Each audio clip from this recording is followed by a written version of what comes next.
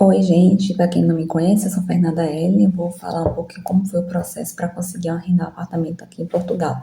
Eu atualmente moro na cidade do Porto, mas quando eu cheguei em Portugal, nós fomos morar em alojamento e de áreas de hotel na cidade de Vila Nova de Gaia, porque é uma cidade que a gente já conhecia, nós já tínhamos vindo em Portugal aqui a passeio, né? Já era a nossa quarta vez. E nessa última vez a gente veio de fato para morar. Nos organizamos, nos planejamos, principalmente financeiramente e emocionalmente, para poder mudar de país e migrar. E o conselho que eu dou, gente, é pesquise bastante e economize muito dinheiro quando vocês chegarem aqui.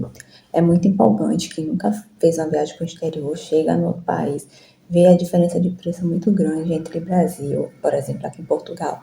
Os produtos relativamente, alguns produtos eletrônicos valem muito mais em conta. Mas você chega achando que está rico, mas não, gente, vocês precisam economizar. Por quê? Porque aqui está muito difícil arrendar uma casa.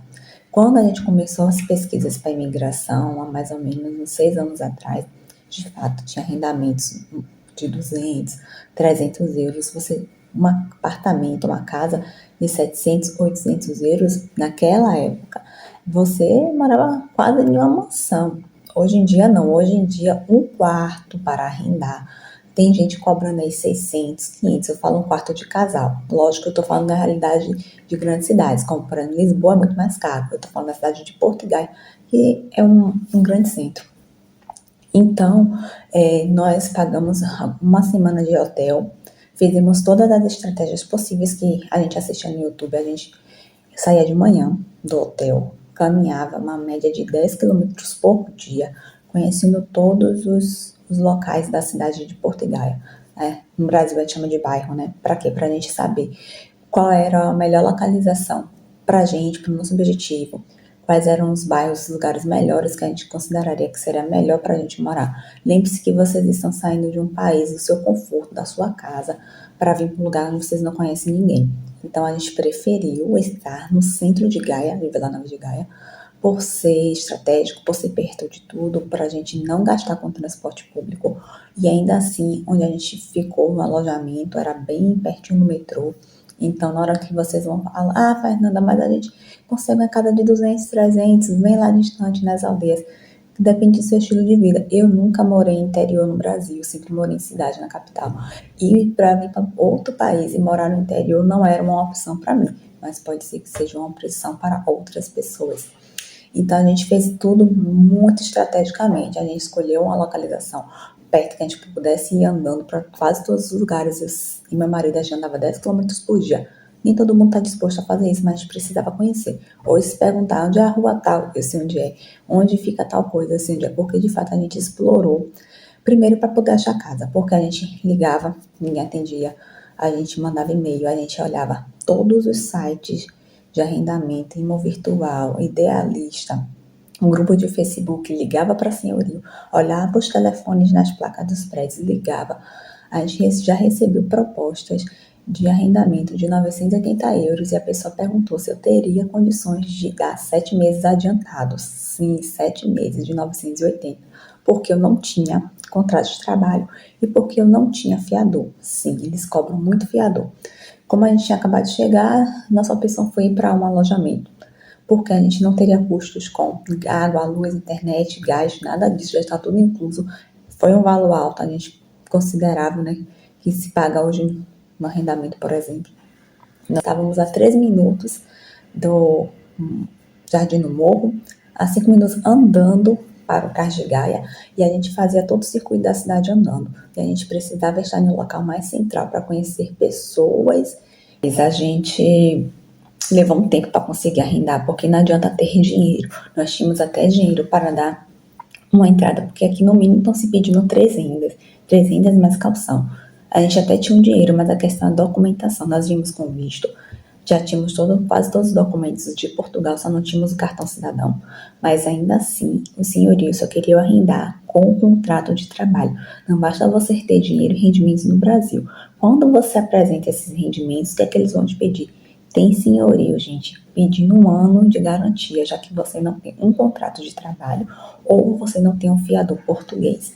Esse é o grande fator aí que as pessoas estão demorando para achar, e de fato nós demoramos para achar, porque a gente também queria uma casa toda mobiliada, toda. A casa que a gente mora hoje, a gente não comprou absolutamente nada, só compramos roupa de cama, pratos e copos, coisas de cozinha, itens básicos, porque a casa toda já tinha.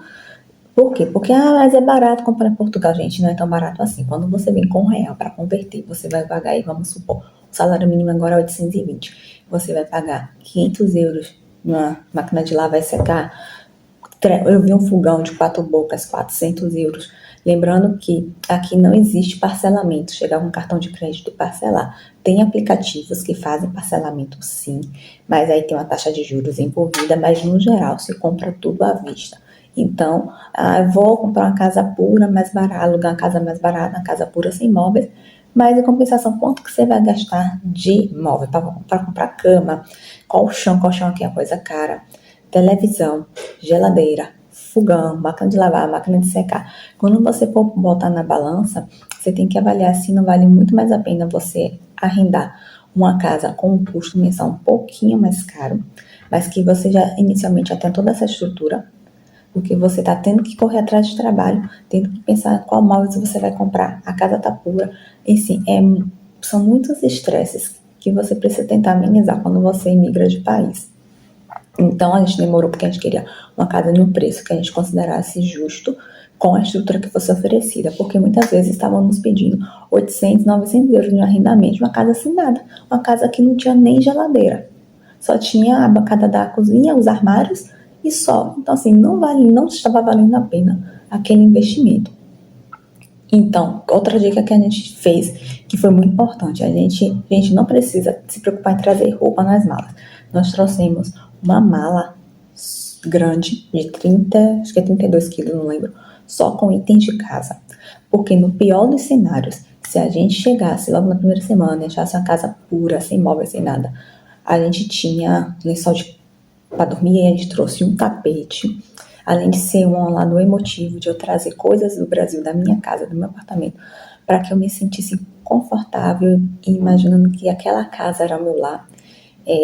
A gente pensou também, na pior das hipóteses, se a casa não tiver um colchão, não tiver uma cama, a gente deita um tapete, põe os lençóis. Então, assim, a gente trouxe itens básicos na mala grande, que foi um tapete, lençóis de cama, toalha, duas xícaras, 3 pratos que se quebrasse um tinha outro, conjunto de talheres. Nós trouxemos um talher, os nossos talheres do Brasil, da Tramontina. Fernanda, as pessoas até riam quando a gente comentava que trazia esses itens, porque, vai comprar barato. Gente, até no chinês hoje tá caro. E, por exemplo, eu não vi ainda vendendo da marca Tramontina. Vende aquelas marquinhas mais baratas.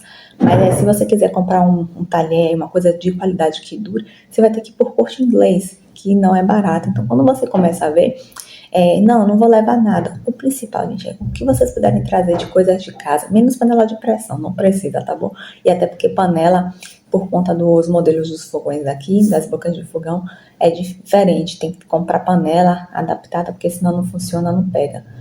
Mas coisas básicas, pelo menos para passar os primeiros meses aqui, para você não ter que comprar, por exemplo.